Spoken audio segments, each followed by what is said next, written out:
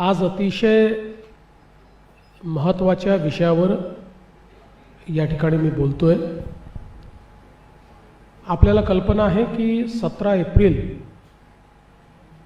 हा दिवस अशी अपेक्षा होती की देशाच्या राजकीय आणि सामाजिक वाटचालीतला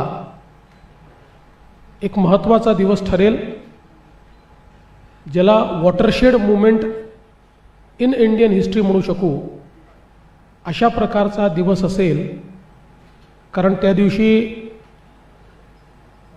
महिला आरक्षणाचं विधेयक हे मंजूर होणार होतं आणि सर्व लोक याला मदत करतील अशा प्रकारची अपेक्षा देखील होती।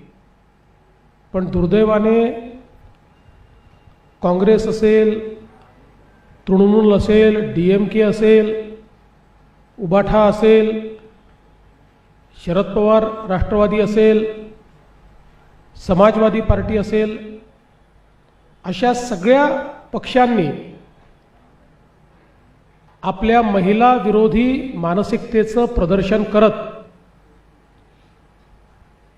या विधेयकाला आवश्यक ते 2/3 मतं मिळू दिले नाहीत।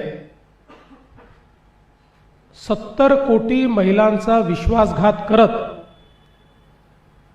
या विधेयकाची भ्रूणहत्या ही विरोधकांच्या वतीनं करण्यात आली।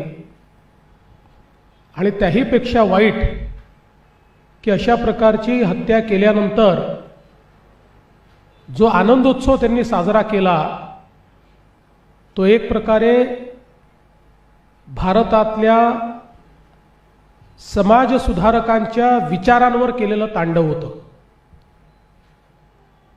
मला अतिशय दुःख आहे की महात्मा ज्योतिराव फुले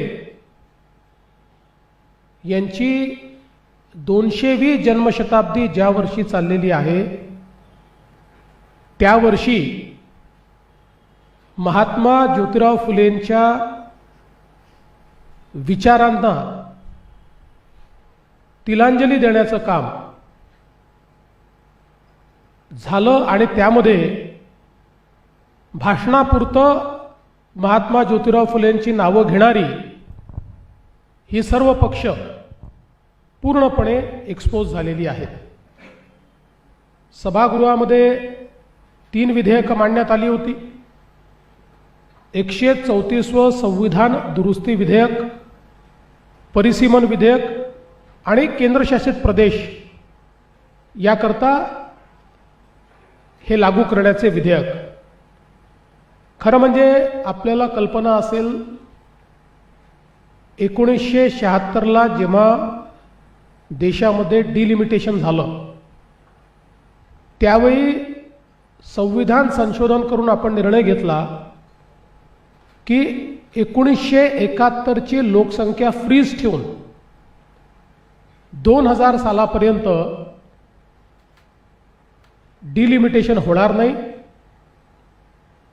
आणि या संदर्भात 2002 साली जेव्हा डिलिमिटेशन कमिशन तयार झालं त्याही वेळी विशेषतः जे दक्षिणेतली राज्य आहेत त्यांच्यावर अन्याय होऊ नये, महाराष्ट्र त्यातलं एक राज्य आहे की ज्यांनी पॉप्युलेशन कंट्रोल केला, त्यांच्यावर अन्याय होऊ नये म्हणून 2002 साली माननीय अटल बिहारी वाजपेयीजी यांनी पुन्हा त्याला 20 वर्षाची वाढ दिली आणि 71च्याच लोकसंख्येवर 2002 साली डिलिमिटेशन केल्यामुळे राज्याअंतर्गत डिलिमिटेशन झालं। देशाच्या एकूण जागा ज्या आहेत त्यात कुठलाही बदल झाला नाही। परंतु 2023 साली ज्यावेळी महिला आरक्षणाकरता संविधान संशोधन झालं त्यावेळी त्या संविधान संशोधनाच्या माध्यमातून सेन्सस आणि डिलिमिटेशन या दोन्ही पूर्ण करून त्या ठिकाणी हे विधेयक लागू करण्यात येईल असं संविधान संशोधन झालं। याचा अर्थ परवा जी विधेयकं आली ती काही अचानक आलेली विधेयकं नाहीत. 2023च्या संविधान संशोधनाप्रमाणे ती विधेयकं त्या ठिकाणी आलीत. आता यात अंतर काय होतं? अंतर एवढंच होतं की त्यावेळी असं वाटत होतं की सेन्सस हे पूर्ण होऊन जाईल, परंतु कोविडमुळे सेन्सस हे 2027 पर्यंत पूर्ण होईल. आणि मागचा अनुभव पाहता 2002ला सुरू झालेली डिलिमिटेशनची ॲक्टिव्हिटी 2008 साली संपली. त्यामुळे 2027ला डिलिमिटेशनची ॲक्टिव्हिटी ही जर त्या ठिकाणी 27 म्हणजे ती 28ला सुरू होईल, कारण सगळी आकडेवारी फायनल होतपर्यंत 28 उजाडेल, तर ते 2029ला कधीच लागू होऊ शकणार नाही.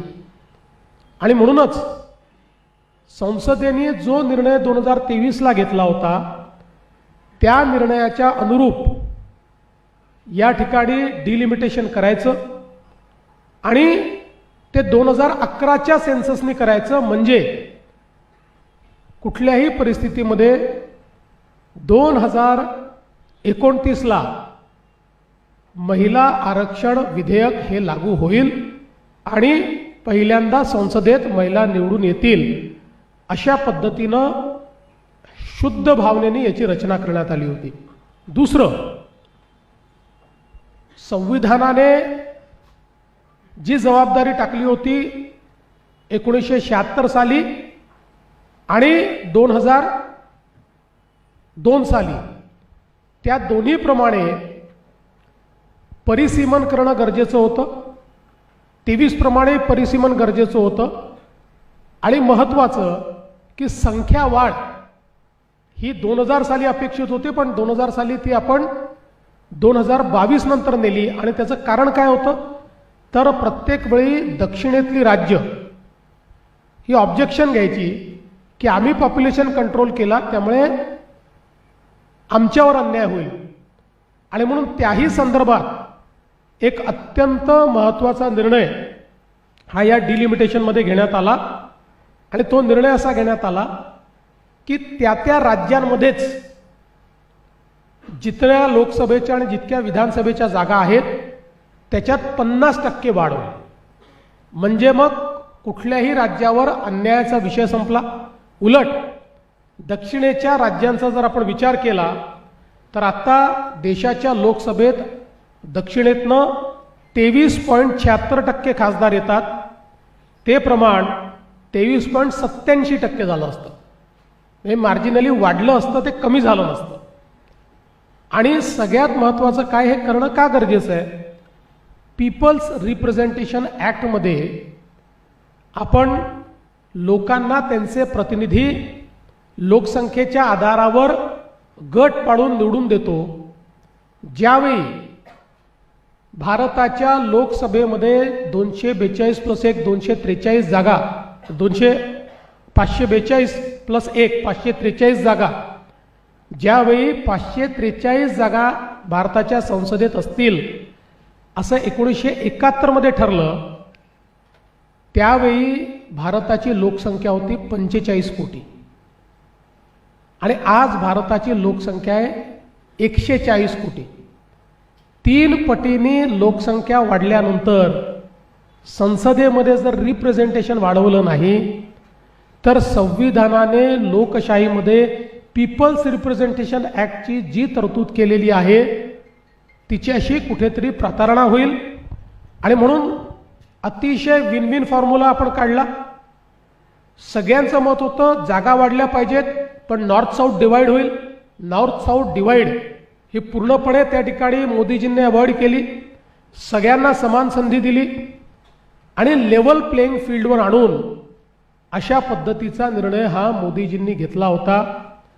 पण 2023 साली ज्या लोकांनी याला समर्थन दिलं की डिलिमिटेशन हे सेन्सस नंतर होईल, डिलिमिटेशन हे कशा पद्धती महिला आरक्षण विधेयक हे डिलिमिटेशन आणि सेन्सस प्रमाणे लागू होईल, त्याच लोकांनी हे लक्षात आल्याबरोबर की आता NDAकडे 2/3 मेजॉरिटी नाही आहे, सरड्यासारखा रंग बदलला, आपले खरे दात बाहेर काढले आणि या विधेयकाच्या विरोधात मतदान केल्यामुळे विधेयकाच्या बाजूने 298 आणि विरोधात 231 मतं पडली आणि जर 2/3 मेजॉरिटीचा विचार केला तर 352 मतांची आवश्यकता होती. त्यामुळे मेजॉरिटी मिळाली पण 2/3 मेजॉरिटी मिळाली नाही आणि हे विधेयक या ठिकाणी मंजूर होऊ शकलेलं नाही. याचा परिणाम काय आहे? याचा परिणाम असा आहे की लोकशाहीमध्ये महिलांच्या सहभागितेचा मृत्यू झालेला आहे, त्याची हत्या झालेली आहे आणि त्याचे हत्यारे हे सगळे विरोधी पक्ष आहेत की ज्यांनी या सर्व आमच्या नारी शक्तीचा मोठा अपमान केला आहे. विशेषतः जगातल्या अनेक लोकशाहीमध्ये ज्यावेळी मोठ्या प्रमाणात महिलांची सहभागिता वाढते त्याचवेळी भारतामध्ये मात्र ती वाढू नये असा प्रयत्न करणं, विधानसभा आणि लोकसभांनी स्थानिक स्वराज्य संस्थेमध्ये आरक्षण लागू करायचं आणि त्यांच्याकडे आरक्षण लागू करायची वेळ आली की पुरुषी मानसिकता, रिग्रेसिव्ह मानसिकता ही समोर आणत दरवेळी ते हाणून पाडायचं. यावेळेसही त्यांनी ते हाणून पाडलेलं आहे. यांना महिलांना आरक्षण द्यायचंच नाही आहे, कसंही करून त्यांना विरोध करायचा आहे. आणि याचा दुसरा परिणाम काय झाला? केवळ महिला नाही तर ज्यावेळी या जागा वाढल्या असत्या त्यावेळी अनुसूचित जाती आणि अनुसूचित जमातीच्या जागा देखील वाढल्या असत्या. त्याही जागा हे विधेयक नामंजूर झाल्यामुळे आमच्या अनुसूचित जाती अनुसूचित जमातीच्या जागा आणि प्लस अनुसूचित जाती अनुसूचित जमातीच्या महिलांच्या जागा याच्यावर देखील एक मोठी कुऱ्हाड या लोकांनी घातलेली आहे. आपण विचार केला तर अगदी संसदेचा विचार केला तर आज आपल्या संसदेत 73 महिला आहेत, त्याच्याऐवजी 273 महिला या आपल्या संसदेमध्ये गेल्या असत्या. पण निश्चितपणे हे जे काही काम यांनी केलेलं आहे हे अत्यंत चुकीचं आहे आणि ही नेहमीच काँग्रेस आणि त्यांच्या साथीदारांची ही नेहमीच प्रवृत्ती राहिलेली आहे. आपण बघितलं तर सातत्याने यांनी महिला विरोधी धोरणं घेतली. मग शहाबानूचं प्रकरण असेल, सर्वोच्च न्यायालयाचा निकाल होता एका गरीब महिलेला न्याय देण्याचा, त्याच्याकरता संविधान संशोधन करून सर्वोच्च न्यायालयाचा निकाल हा बदलणारी ही काँग्रेस पार्टी आहे. आणि खऱ्या अर्थानं जर आपण बघितलं तर मोठ्या प्रमाणात या ठिकाणी जे काही हे कार्य त्यांनी केलेलं आहे आणि आपण बघितलं असेल सरकारची तयारी किती होती. ते म्हणतात विरोधकांना सोबत घेतलं नाही. विरोधकांनी जेव्हा काही मुद्दे उपस्थित केले की हे मुद्दे या बिलामध्ये नाहीत, त्यांना वाटलं सरकार आडमुठी भूमिका घेईल. गृहमंत्री मोदयांनी सांगितलं मी 1 तासामध्ये ते अमेंडमेंट्स करून आणतो, तुम्ही पाठिंबा द्या. त्यानंतर मात्र त्यांची बोलती बंद झाली, कारण ते ठरवून आले होते की कुठल्याही परिस्थितीमध्ये आपल्याला या ठिकाणी हे बिल मंजूर होऊ द्यायचं नाही आहे. आपण जर बघितलं तर भारतीय जनता पक्षावर त्यांनी आरोप केला की तुम्ही काय केलं. मला सांगताना आनंद वाटतो, राजस्थानच्या पहिल्या महिला मुख्यमंत्री वसुंधरा राजे, मध्य प्रदेशच्या पहिल्या महिला मुख्यमंत्री उमा भारती, दिल्लीच्या पहिल्या महिला मुख्यमंत्री सुषमा स्वराज, गुजरातमध्ये पहिल्या महिला मुख्यमंत्री आनंदीबेन पटेल या भारतीय जनता पक्षाच्या काळात झालेल्या आहेत, त्या भारतीय जनता पक्षाच्या नेत्या होत्या. त्यामुळे आपण जर बघितलं तर त्यापूर्वी वर्षानुवर्ष या राज्यांमध्ये काँग्रेसचं राज्य होतं, पण एकाही महिलेला त्यांनी कधी मुख्यमंत्री बनवू दिलं नाही. म्हणून आज एक गोष्ट निश्चित आहे की हे जे पक्ष आहेत यांच्याकडे कुठलाही प्रतिवाद नाही. मी तर आज त्यांना ओपन चॅलेंज देतो, ओपन चॅलेंज, की माझ्या स्तरातल्या कुठल्याही त्यांच्या नेत्यांनी माझ्यासोबत महिला विधेयकाच्या संदर्भात ओपन डिबेट करावी. ओपन डिबेट की याच्यामध्ये काय चूक आहे, या पद्धतीत काय चूक आहे, याच्यावर ओपन डिबेट करावी. ते करणार नाहीत, करू शकत नाहीत. केवळ मुजोरी करायची आणि पळून जायचं, हे जे काही यांनी सुरू केलेलं आहे याच्या विरुद्ध देशभरात आणि महाराष्ट्रात आता महिलांचं एकत्रीकरण आम्ही करणार आहोत. आम्ही हे ठरवलंय की अशा पद्धतीनं जर महिलांच्या अधिकाराची भ्रूण हत्या होत असेल तर त्याच्या विरुद्ध लोकशाहीमध्ये जनमताचा रेटा ज्या दिवशी हे लक्षात येईल की आता महिलांना आपण तोंड दाखवू शकत नाही, महिलांना उत्तर देऊ शकत नाही, त्या दिवशी ही सर्व पक्ष वटणीवर येतील आणि महिला आरक्षण विधेयकाला हे मान्यता देतील. आणि म्हणून आम्ही महायुतीतले सगळे पक्ष आपापल्या परीने या संदर्भात जनमत एकत्रित करण्याचं काम करू, महिलांना संघटित करण्याचं काम करू. महाराष्ट्रातनं 1 कोटी महिलांच्या सह्या या आम्ही गोळा करणार आहोत या बिलाच्या समर्थनार्थ.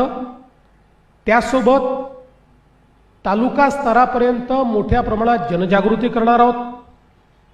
उद्या भारतीय जनता पक्षाने एक या संदर्भातला मेळावा बोलवलेला आहे. आमच्या मित्रांना देखील आम्ही तिथे निमंत्रित करू. सगळे पक्ष एकत्रितपणे आणि आपापल्या परीनं महिलांमध्ये जनजागृती करून महिला विरोधी चेहरा काँग्रेस, महाराष्ट्रामध्ये काँग्रेस, शरद पवार राष्ट्रवादी आणि उबाठाचा हा जो महिला विरोधी चेहरा आहे, हा चेहरा आम्ही उघडा करू आणि निश्चितपणे एक असा जनमताचा रेटा तयार होईल की मुकाट्याने या सर्वांना महिला आरक्षण विधेयकाला समर्थन द्यावं लागेल. त्या दृष्टीने आजपासनं आमचा निर्धार हा सुरू झालेला आहे आणि तो जोपर्यंत महिलांना आरक्षण मिळत नाही, जोपर्यंत लोकसभा आणि विधानसभेमध्ये महिलांना आरक्षण मिळत नाही, तोपर्यंत आता आम्ही स्वस्थ बसणार नाही.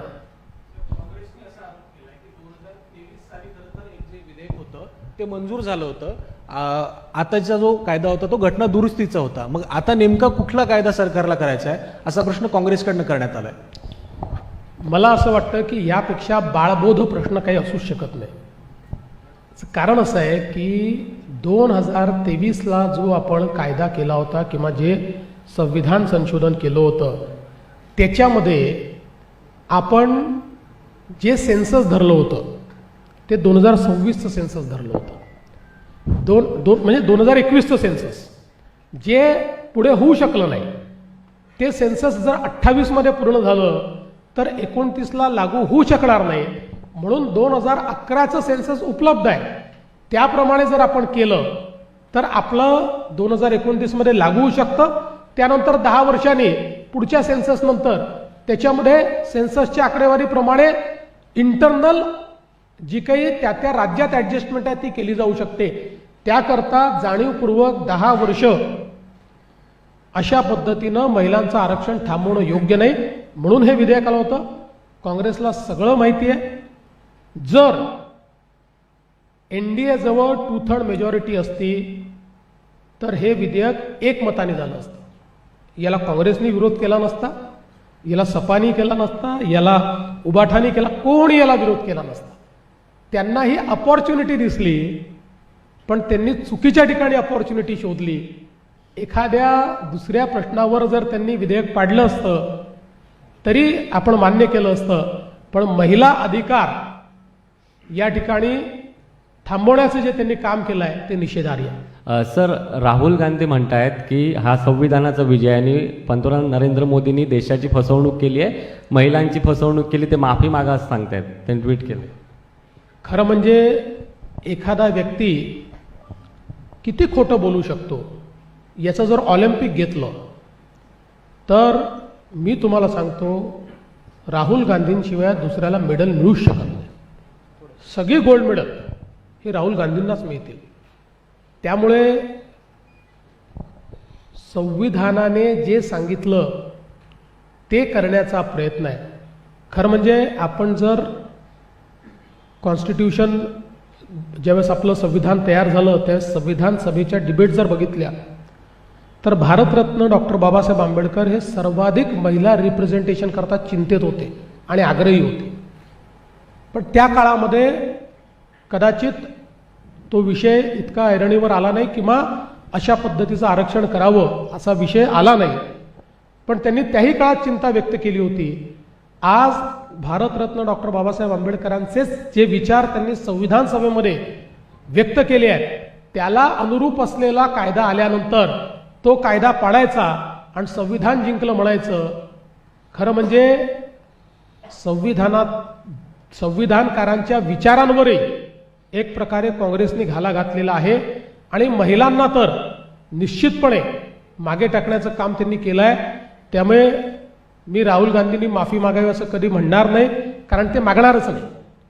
मला हे माहिती आहे त्यांना महिलांचा अपमान करणं, समाजातल्या इतर घटकांचा अपमान करणं हा त्यांचा छंद आहे. त्याच्यामुळे ते काही माफी मागतील. खरं म्हणजे त्यांनी तर साष्टांग दंडवत घालून माफी मागितली पाहिजे महिलांची, पण मला माहिती आहे त्यांचा तो स्वभाव आहे. सर 2000 सर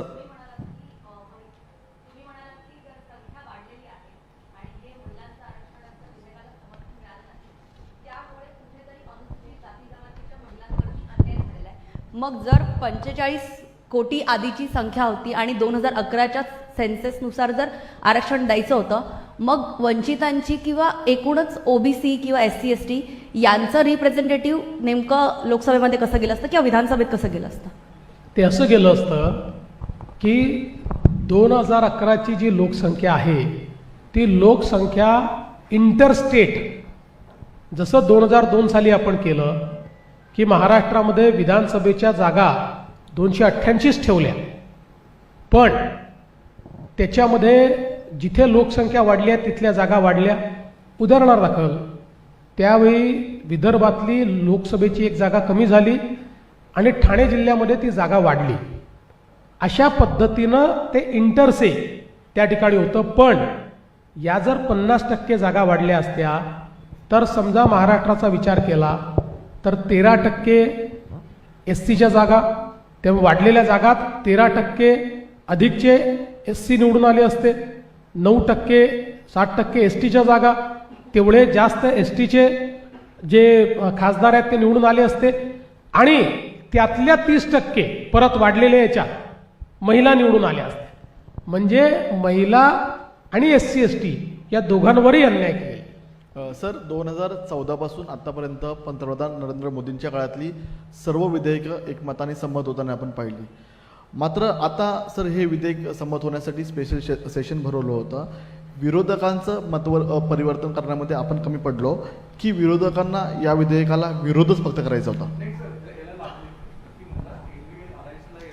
कल्पना नव्हती का की आकड्यांची वारी आणि ह्या सगळ्या गोष्टी होत असताना मुद्दामून ही उठाठेव केली गेली 5 राज्यांचे इलेक्शन पाहून, असं एक विरोधकांचा सूर काल सगळ्या ज्या प्रतिक्रिया दिसत होत्या त्यात दिसत होत्या.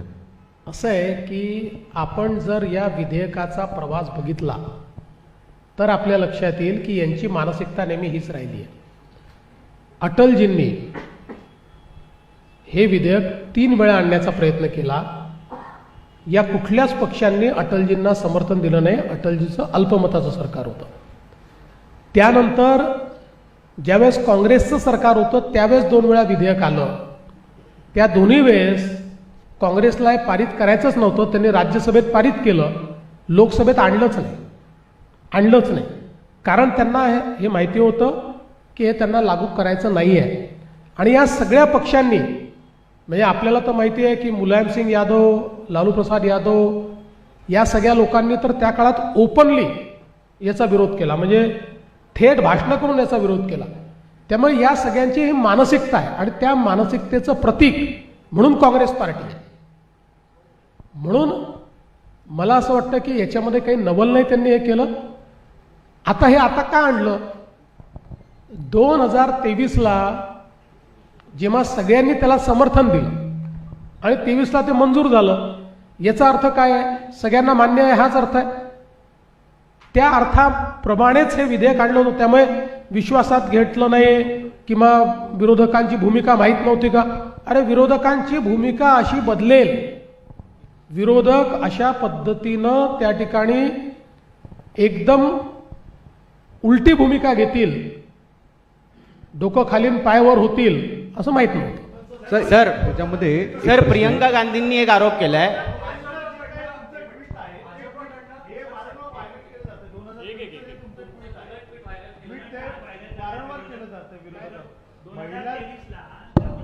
आरक्षण जे लागू झालं होतं ते ट्विट जे आहे तुमचं ते व्हायरल केलं जाते, राज्यातले अनेक विरोधक व्हायरल करतायत आणि म्हणतायत की हे जर बिल आधीच मंजूर झालं होतं मग आता हे नेमकं काय करायचं होतं असा प्रश्न उपस्थित मी करतात. याचं उत्तर पुन्हा दिलेलं आहे, पुन्हा देतो.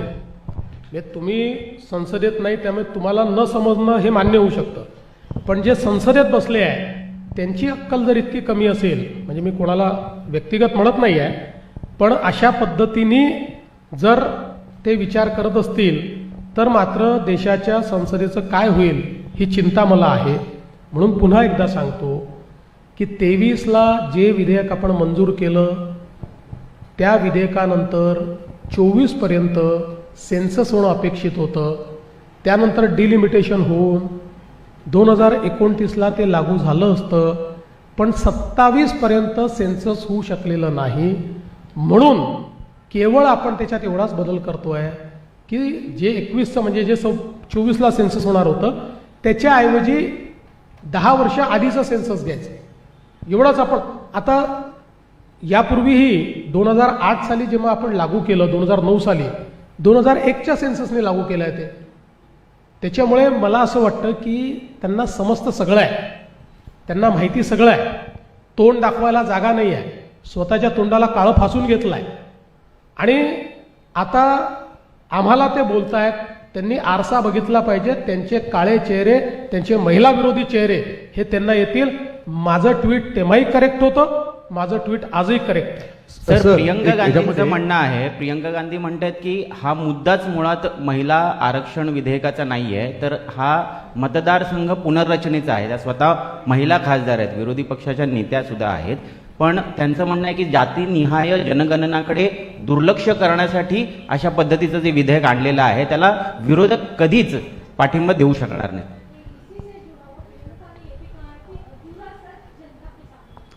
पहिली गोष्ट, मी प्रियंका गांधींना दोष देणार नाही, त्या नवीन आहेत, त्यामुळे अजून त्यांचा पुरेसा अभ्यास झालेला नसेल म्हणून पुन्हा सांगतो, कारण त्या 2023 नंतर आलेल्या आहेत. 2023ला आपण ज्यावेळेस महिला आरक्षण विधेयक मंजूर केलं त्यावेळी आणि 2002चं जे काही आपलं कॉन्स्टिट्युशनल अमेंडमेंट आहे, या दोन्ही गोष्टींमुळे डिलिमिटेशन आणि सेन्सस या दोन गोष्टींशिवाय महिला आरक्षण विधेयक लागू होऊ शकत नाही. म्हणून डिलिमिटेशनची प्रोसेस सुरू करणं आणि सेन्सस न झालेलं असल्यामुळे 2011च्या सेन्ससनी ते डिलिमिटेशन करणं, या दोन गोष्टी केल्याशिवाय 2029मध्ये महिला आरक्षण विधेयक लागू होऊ शकत नव्हतं. हे कदाचित प्रियंकाजींना त्यांच्या लोकांनी समजावून सांगितलं नसेल म्हणून त्यांनी असा आरोप केला. दुसरं, या संपूर्ण विधेयकाशी ओबीसी जनगणनेचा कुठलाही संबंध नाही.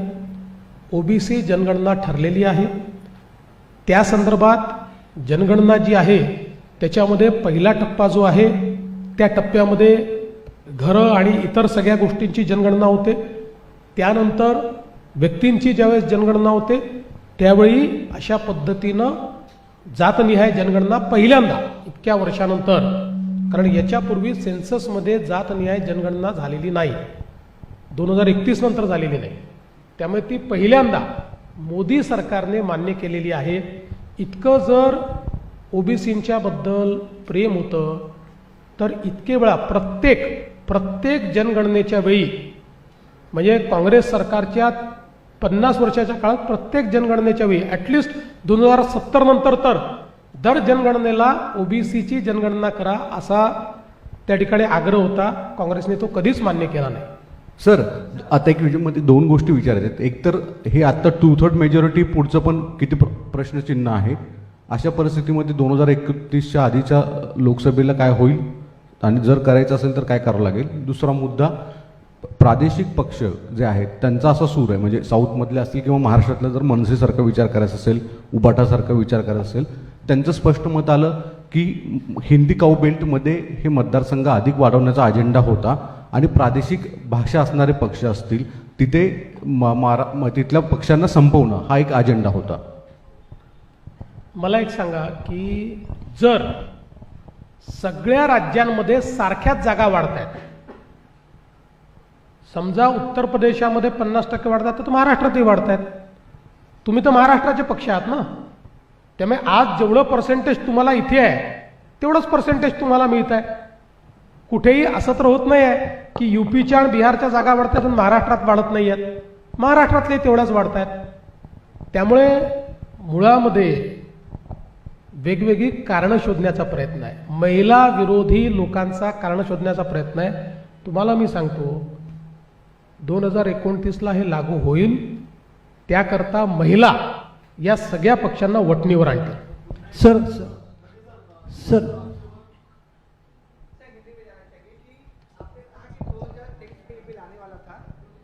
मराठी संपलं असेल तर हिंदी देतो 2 मिनिटं. हाँ सर. सब मराठी सवाल कभी खत्म नहीं होंगे सर, हम लोग पीछे रह जाते हैं. 1 मिनिट, एक आखरी, चलो एक शेवटचा. आणि महिला आरक्षण विधेयक असल्यामुळे एक अजून इकडे. सर, महिला आरक्षण विधेयकाला 1996 साली सुद्धा माजी पंतप्रधान HD देवेगौडा असताना सुद्धा काँग्रेसनं अशीच भूमिका घेतली होती आणि आता सुद्धा घेतली नाही. लाडक्या बहीण योजनेच्या बाबतीत सुद्धा काँग्रेस अशीच भूमिका घेते.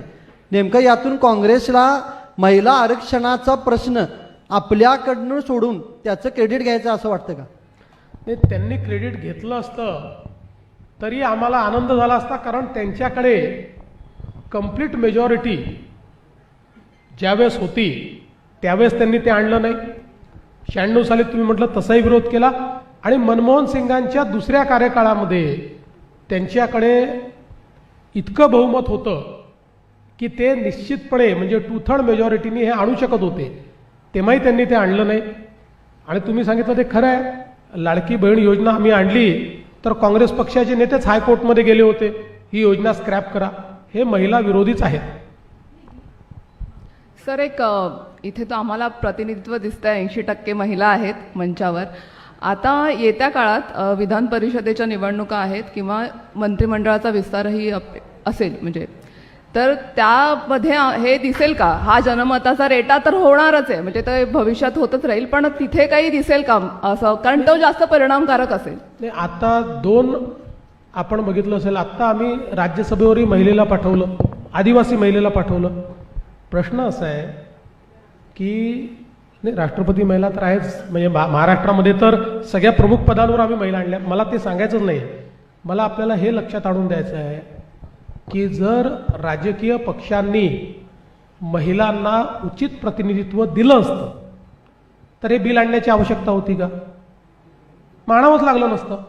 पण ते दिलं जात नाही आहे, पक्ष देऊ शकत नाही आहे. एखाद्या पक्षाने जर ठरवलं द्यायचं तरी समोरच्या पक्षाने जर तिथे वेगळ्या पद्धतीने समजा व्यक्ती उभा केला तर त्या पक्षाला अडचणी निर्माण होतात.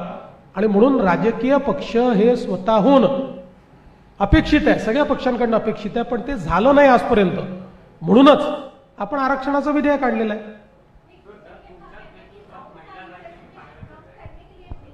तो मैंने तो आपको बता दिया कि साउथ का रिप्रेजेंटेशन बढ़ रहा है. मैं तो परसेंटेज वाइज आपको बता रहा हूँ कि साउथ में अभी तक आज जो साउथ का रिप्रेजेंटेशन है वो 23.76% है. 23.76.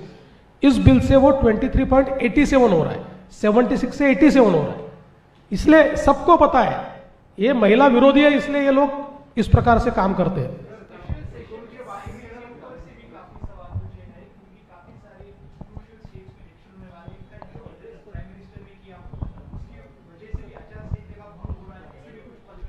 देखिए, आप आज करिए सेशन या कल करिए, इनके जो खाने के दांत है और दिखाने के दांत अलग है। ये दिखावा करते हैं सिर्फ, कल भी करते तब भी ये होता, आज भी करते तब भी ये होता।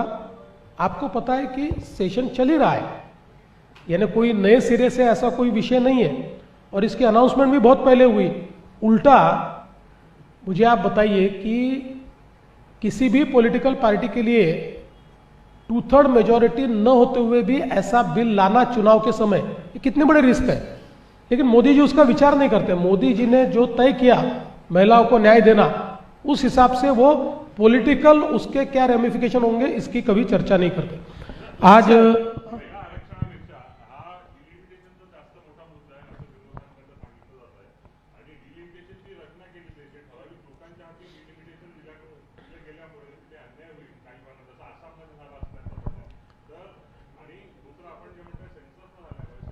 जर आणखी 5 वर्षांनी झाला असता आणि 5 वर्षांनी होईल, 5 वर्षांनी पुढे ढकलला गेला आणि 2034 मध्ये जर सायंटिफिक पद्धतीने हे आरक्षण दिलं गेलं तर त्याला आक्षेप असण्याची काय म्हणजे आक्षेप का असावा? आणि जर समजा आपण कोविड, पहिला प्रश्न काय होता, एक मिनिट मी विसरलो। पहिला प्रश्न असा होता की डिलिमिटेशनची जी अधिकार दिले गेलेले आहेत ते असंवैधानिक पद्धतीने दिले गेलेले आहेत अशी त्यांची भीती होती।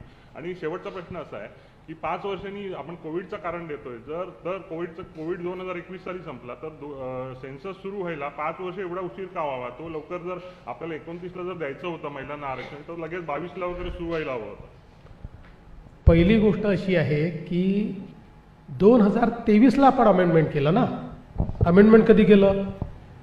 आणि तेव्हा जर तुम्ही त्या अमेंडमेंटमध्ये मान्य केलं की सेन्सस आणि डिलिमिटेशन यानंतर हे दिलं जाईल, तर तुम्हाला तेव्हा तर माहिती होतं, तेव्हा का नाही विरोध केला? तेव्हा करायला पाहिजे होता ना। आज जे तुम्ही विरोध करताय तेव्हा असं एकमताने तुम्ही मान्य केलं। आणि सेन्ससला वेळ का लागला आपल्याला माहिती आहे की 2023च्या शेवटी आपण कोरोनातनं मुक्त झालो, त्यानंतर जी प्रोसेस आपण सुरू करायची आहे 2 वर्ष आधी प्रोसेस करावी लागते, ती प्रोसेस आपण 2 वर्ष केली आणि मग 26ला सेन्सस, म्हणजे आज आपण म्हटलं 2011चं सेन्सस 9ला सुरू होतं, त्यावेळेस 11ला ते पूर्ण होतं, म्हणजे 11ला ॲक्च्युअल सेन्सस होतं। त्यामुळे मुळामध्ये या ठिकाणी सगळ्या गोष्टी त्यांना हे माहिती होत्या। दुसरं, डिलिमिटेशन समजा 2002ला झालं तर महाराष्ट्रामध्ये डिलिमिटेशन झालं।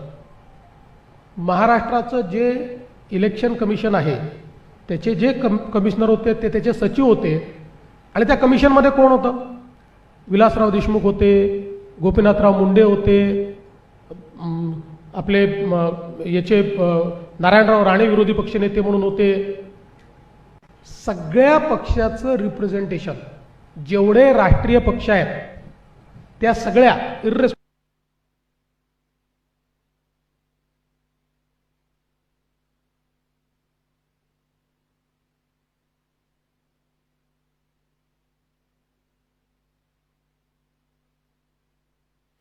मेंबरशिप मिळते। त्यामुळे कोणीतरी येऊन मी कोणाला तरी मला वाटलं म्हणून मी अदिती तटकरेंना देऊन टाकलं असं होत नाही, त्याचे नियम आहेत। आणि हे इररेस्पेक्टिव्ह ऑफ गव्हर्नमेंट होतं, हे जे डिलिमिटेशन होतं हे पूर्ण इलेक्शन कमिशन करतं। कुठेतरी आक्षेप येत होता की एकूणच जे अध्यक्ष आहेत त्या अध्यक्ष पदावर ज्ञानेश कुमारला आणण्यात येईल आणि त्यामुळे विरोधकांकडनं असं आहे की पुन्हा एकदा सांगतो, ही जी अर्बन नक्षल मानसिकता आहे काँग्रेसची की संवैधानिक पदावर जो येईल तो आमच्याप्रमाणे वागला तर तो योग्य, आणि जर तो आमच्या मनाप्रमाणे वागला नाही, तो जर नियमाने वागला तर तो अयोग्य। यांनी रिझर्व्ह बँकेच्या गव्हर्नरला सोडलं नाही, यांनी इलेक्शन कमिशनरला सोडलं नाही, यांनी CAGला सोडलं नाही, ते तर सोडून द्या। अलीकडच्या काळामध्ये तर काँग्रेस एखादा निर्णय सुप्रीम कोर्टात त्यांच्या विरोधात गेला तर सुप्रीम कोर्टच्या जजला देखील सोडत नाही। ही जी अर्बन नक्षल मानसिकता आहे, या मानसिकतेचा काही उपाय नाही। काँग्रेसनी जनतेमध्ये गेलं पाहिजे आणि जनतेची मतं मिळवली पाहिजे। चला शेवट सर, कांग्रेस का बड़ा आरोपी बीजेपी सिर्फ नंबर्स को मैनिपुलेट करके लोगों को बेवकूफ बनाना चाहती है कि सेंसस नहीं हुआ था, फिर 2023 में लाना चाहते थे, लेकिन प्रेस सेंसस में जो आप बात कर रहे हैं, तो लेकिन मैनिपुलेट करके इस बिल को लाना चाहते थे जो कांग्रेस में होगा और यूपीए में होगा। देखिए, जो 17 अप्रैल को घटा है इस देश के लोकतंत्र का काला दिन है।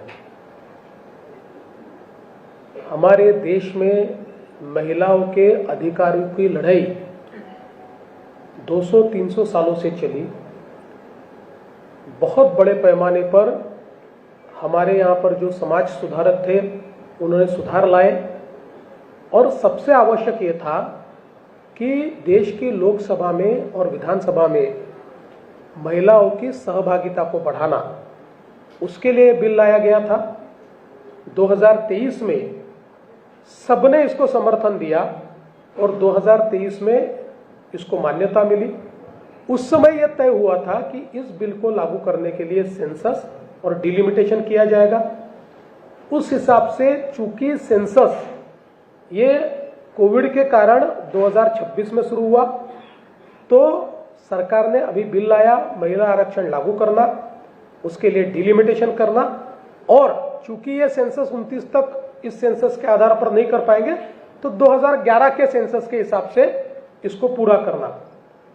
मुझे ऐसा लगता है कि जिस प्रकार से 2023 का संविधान संशोधन था उसी के अनुरूप ये कार्रवाई की गई थी, लेकिन जानबूझकर कांग्रेस हो, तृणमूल हो, डीएमके हो, सपा हो, एसपी राष्ट्रवादी हो या उबाठा हो, इन्होंने उसको विरोध किया।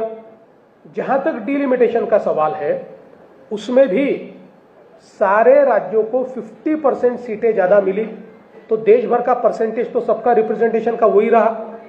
और ये भी लाने का कारण ऐसा है कि 1971 में हमने हमारी संख्या 543 पर फ्रीज की थी, तब हमारी जनसंख्या ये 45 करोड़ थी, 45 करोड़, अब हम 140 करोड़ है। 45 करोड़ के लिए भी 543 सीटें और 140 करोड़ के लिए भी 543 सीटें। इससे पीपल्स रिप्रेजेंटेशन एक्ट के तहत लोगों को संविधान ने जो अधिकार दिया है उस अधिकार का हनन हो रहा था। लेकिन नॉर्मल अगर पद्धति से डिलिमिटेशन होता तो साउथ के ऊपर जिन्होंने पॉपुलेशन कंट्रोल रखा उनके ऊपर अन्याय होता। अब आप देखिए, साउथ को भी इसमें फायदा था, उनकी जो जगह है आज उनका रिप्रेजेंटेशन 23.76% है, उससे बढ़कर वो 23.87% हो रहा था। किसी पर भी अन्याय नहीं हो रहा था, और 2029 में हम इसको लागू कर देते तो महिलाओं का रिप्रेजेंटेशन आ जाता। साथ में एससी एसटी को भी इसके कारण ज्यादा सीटें मिलती, एससी एसटी महिलाओं को भी बड़े पैमाने पर रिप्रेजेंटेशन मिलता। पर ये विरोधी पार्टियां बोलती कुछ है, करती कुछ है। एक चेहरे पे कई चेहरे लगा लेते हैं लोग। इस प्रकार से राहुल गांधी है, इस प्रकार से ये सारे नेता है, अपने चेहरे पर कई चेहरे इन्होंने लगाए हुए। ये महिला विरोधी है, इन्होंने विरोध करके, मैं आज दावे के साथ कहता हूं कि अगर एनडीए के पास 2/3 मेजोरिटी होती तो ये सब समर्थन में उतर जाते। उनको ये पता था। 2023 में भी उन्होंने समर्थन क्यों दिया? क्योंकि तब एनडीए के पास ही 2/3 मेजोरिटी थी, इसलिए उस समय समर्थन दिया। और वही विधेयक कोई उल्टा वो जल्दी लागू हो, इसलिए वो संविधान संशोधन अभी आया तो उसको विरोध किया। ये महिला विरोधी है। हम लोग पूरे देश में और महाराष्ट्र में इसके खिलाफ अलग जगाएंगे, महिलाओं तक जाएंगे, महिलाओं का इतना बड़ा ज्वार खड़ा करेंगे, इतनी बड़ी लहर खड़ी करेंगे कि इनको आने वाले दिनों में अपनी भूमिका बदलनी पड़ेगी और इस बिल को समर्थन देना पड़ेगा। सर, एक और सवाल है, फडणवीस सर,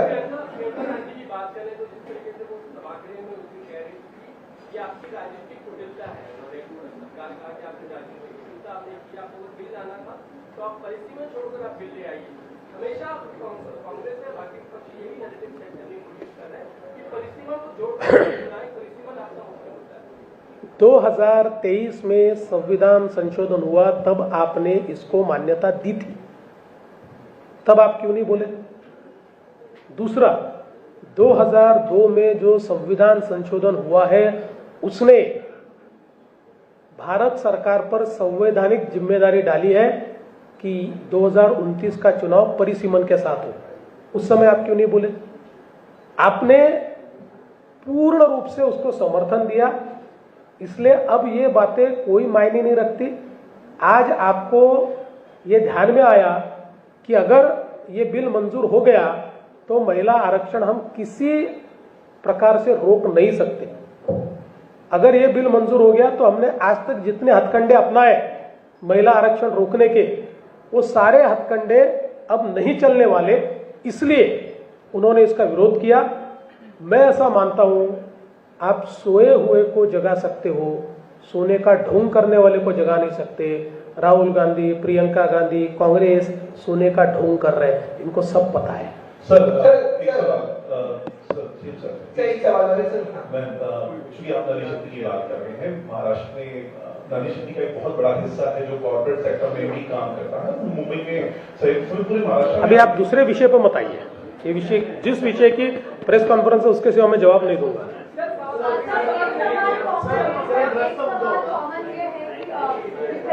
जिस तरीके से आपकी सरकार महिलाओं के लिए काम कर रही है, 543 लोकसभा की सीटें हैं, तो मैं महाराष्ट्र की बात करूँ तो 288 सीटें हैं।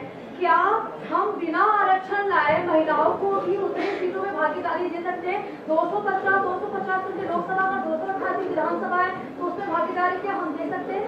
ऐसा कुछ हो सकता है या फिर हमें बिल लाना ही जरूरी है? बहन जी, अगर ये हो जाता तो बिल क्यों लाया जाता? आज तक अगर ये होता तो बिल क्यों लाया जाता? आप देखिए, SC ST को हमने रिजर्वेशन दिया। आप किसी भी नेता को पूछिए, किसी भी दल को पूछिए, तो यही कहेगा कि SC ST का जो उनको एक प्रकार से भागीदारी मिलनी चाहिए। लेकिन अगर बिना आरक्षण के वो भागीदारी मिली क्या? नहीं मिली, क्योंकि अल्टीमेटली आपको जब तक आप सत्य एक्सेप्ट नहीं करते, ट्रूथ एक्सेप्ट नहीं करते, तो केवल भाषण होते हैं। ट्रूथ एक्सेप्ट करना है तो आपको कानून बनाना पड़ेगा और महिलाओं को भागीदारी देनी पड़ेगी। सर, जो आपने बात अभी कही कि आने वाले चलो आखिरी लास्ट राज्य में जो है आप महिलाओं की कौन है तो एक सवाल इसमें यह है कि ये जनता मुक्ति कैसे होगी? क्या एनडीए पूरे राज्य में विपक्षी सांसदों के चुनाव जो क्षेत्र है वहां पर आंदोलन करेगी महिलाएं? देखिए, हमने ये तय किया है।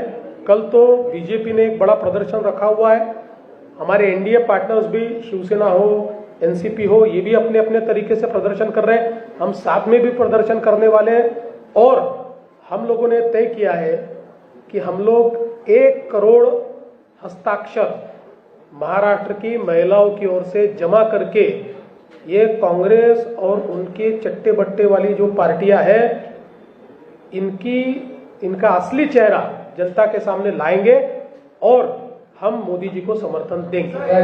चलो, धन्यवाद।